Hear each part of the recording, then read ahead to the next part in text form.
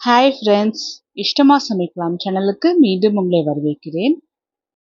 இன்னைக்கு மிஞ்சிய சாதத்தில் ஒரு சூப்பரான ஈவினிங் ஸ்நாக் ரெசிபி தான் பார்க்க போகிறோம். இது வரைக்கும் இஷ்டமாக சமைக்கலாம் சேனலை சப்ஸ்கிரைப் பண்ணிக்கலனா சப்ஸ்கிரைப் பண்ணிக்கோங்க. டெய்லி நான் போடுற வீடியோஸ் உடனுக்குடனே நோட்டிஃபிகேஷன் வர பெல் ஐக்கான் ப்ரெஸ் பண்ணிக்கோங்க. பவுலில் ஒரு கப் மிஞ்சிய சாதம் எடுத்துக்கலாம்.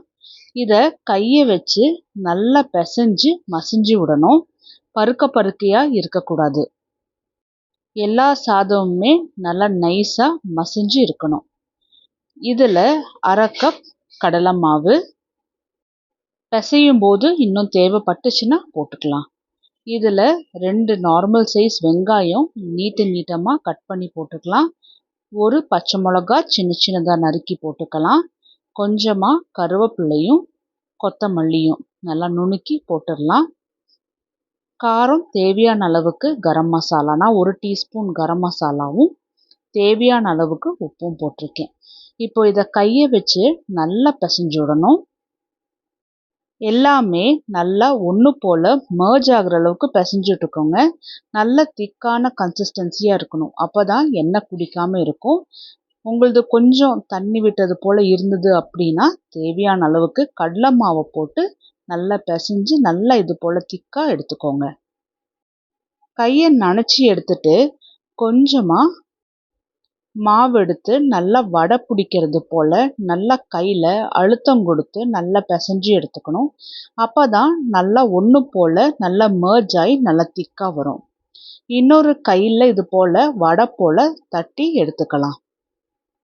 நல்லா இது போல் வடை ஷேப்பில் வந்த உடனே சூடாக இருக்கிற எண்ணெயில் போட்டுடலாம். எண்ணெய் கொஞ்சமாக சூடான உடனே மீடியம் டு ஹை ஃப்ளேமில் வச்சு நல்லா முறுமுறுன்னு வறுத்து எடுத்துக்கணும்.